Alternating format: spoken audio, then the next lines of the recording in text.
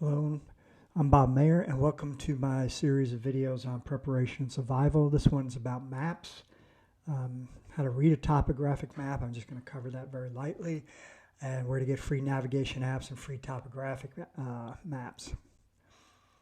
Why do you need topographic and road maps? Well, because most of us rely on GPS, and actually I imagine there might be a whole generation now that really doesn't even know how to read a paper map, maybe not even seen one. But you need them because you can't count on your GPS all the time.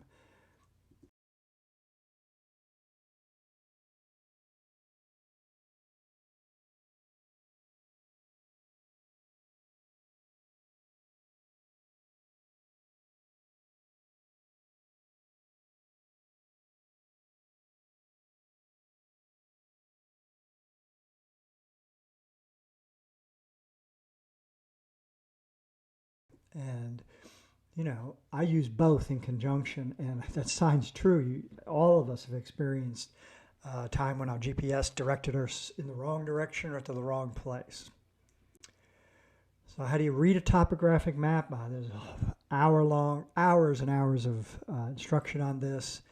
I've sat through many classes in the Army, taught many classes, spent a lot of times out at land nav courses.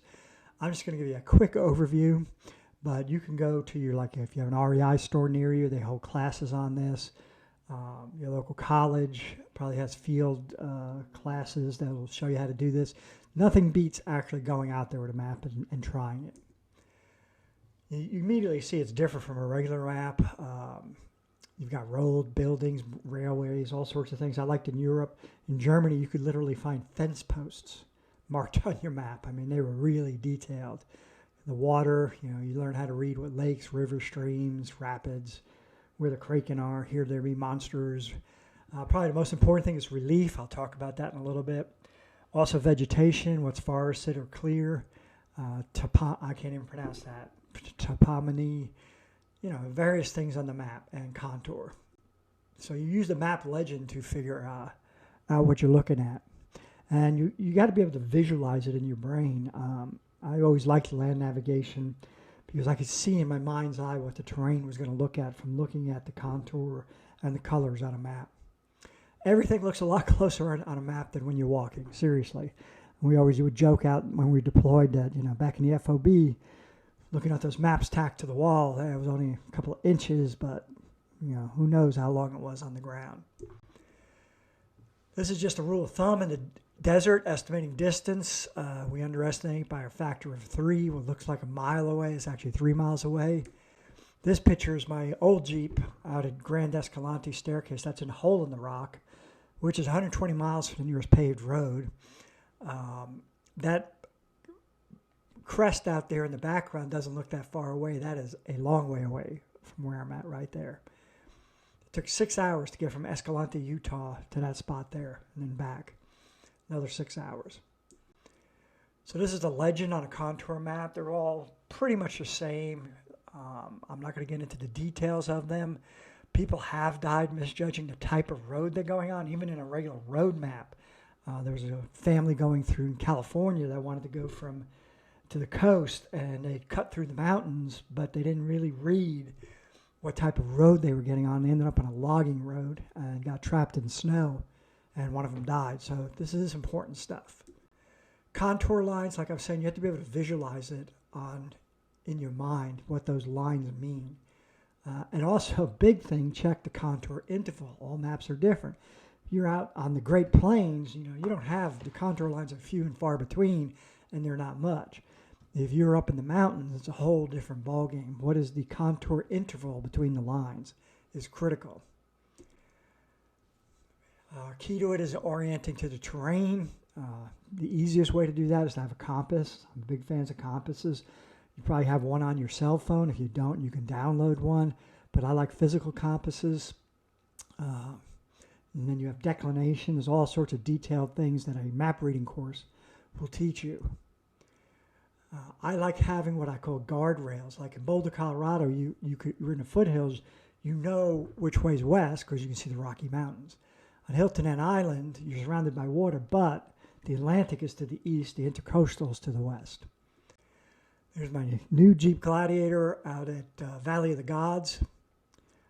No cell phone coverage, a long way from water and civilization. Wherever you go, make sure you're prepared. I like these maps. I keep a road atlas, a large scale one. I use that when I'm on the road. I tend not to take interstates. So like last year I went from Paducah, Kentucky, all the way out to Valley of the Gods, taking Route 64, which is north of Interstate 40. And it was a lot more interesting. You cross the junction of the Mississippi and Ohio rivers at Cairo. You can stop there at the park where Lewis and Clark prepared and learned how to do celestial navigation right there at the confluence of those two rivers. I had those state maps for a number of states now. I have probably 10 or 12 of those state maps. They're really good because they're contour maps, topographic maps, and they've got most everything on them.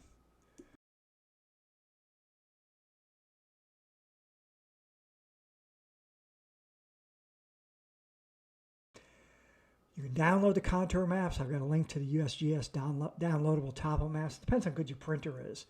I get National Geographic's area-specific maps for national forests and parks. If you have a physical map, always put it in a waterproof case. If you're out hiking, attach that case to you. We call them dummy cords in Ranger School because you will lose it. But if it's attached to you, you won't. Compass, a good compass that you can do declination, that you can lay on your map and get oriented. Field expedient navigation, I cover in my survival guide, but here's some keys. You know, sun sets in the east and sets in the west, rises in the east, sets in the west, roughly. If you're in the northern hemisphere, it's arcing across the sky to the south. Winter, it's further south. The old stick way to figure out north, put a stick in the ground, mark the shadow point, wait 15 minutes. Midway between them is the north-south line. Learn what the basic constellations are. Big Dipper, North Star is the easiest. There are apps, free apps on how to read the stars. I have a presentation on apps. Water runs downhill. That sounds simple, but it's really important. Usually if you follow water, you will get to civilization. GPS, I have a whole different presentation on that. And it's kind of important to understand how it works if you're going to rely on it. I talk about the Gaia app a lot. I like using this. This is my primary app. I've got the, whatever is the premium, which is $32 a year via my affiliate link. More than worth it. Really good. All sorts of different map layers you can bring up on it. Make sure if you're going out in the boondocking or whatever, you download all the tiles, they call them, the areas you're going to be in case you don't have Wi-Fi, you can't download. Sometimes if your map in your car goes blank, that means you don't have the maps actually downloaded. So check on that. Here are some of the tiles for a Gaia map. Wilderness areas, forestry service, roads and trails, public land. That's important if you're going to camp. National Geographic trails, precipitation, rec areas, historic topos, fun to bring that one up. See what it looked like around you in 1930. I think the other one's 1906. They even have a street map. This is what it looks like in the cab of my Gladiator. I've got my map brought up on the main screen via whatever it's called, linking my cell phone to there. And to the right is my iPad attached to my Wi-Fi with Gaia up on it. You can record your track on that. It tells you which way direction you're going, all of that. I also use Gaia to keep a record of my trip, and I constantly mark waypoints. I've got tons of waypoints up here in the Smokies, campsites, whether the campsite has Wi-Fi, no Wi-Fi, where gates are locked, water points. You can take a picture of a waypoint and load them into the app. You can keep track of your routes, where you've been, so you can find new places to go, all sorts of things. I can cover this at the end. I'm not going to get into the apps too much, location apps. I cover this in the apps program. Road ID I like if I'm going out biking or hiking by myself. It has an alert that will go off if I'm not moving for 4 minutes. Google Earth, orienteering and map reading. Nope, there is no substitute for practice. There are clubs for this in your area. It's definitely worth doing. I do carry a Spot X two-way satellite messaging system. There's all sorts of messaging systems. And some of the newer phones, I know the Apple phones, they have an emergency SOS that goes to a satellite if you're in dire circumstances. I use this just to update my family where I'm at every night, and if I need to send messages or they need to get a hold of me and I don't have Wi-Fi. Bottom line is maps and map reading is a critical skill, and it's lost to a lot of people. You haven't been in the military, or Boy Scouts, Girl Scouts, whatever. You might not know much about it. I think it's really worthwhile to take a course on this and practice it. The red box is the link to all the gear in my prep and survival, free apps, the maps, all of it. These are my various books, the area study workbook. I think it's really important. I use it right now. We're looking at to move, and given climate change, we're really ruling a lot of places out. We're looking for, what are the problems in certain areas, temperatures, water, flooding, wildfires, all sorts of things. My little black books. And this is my background.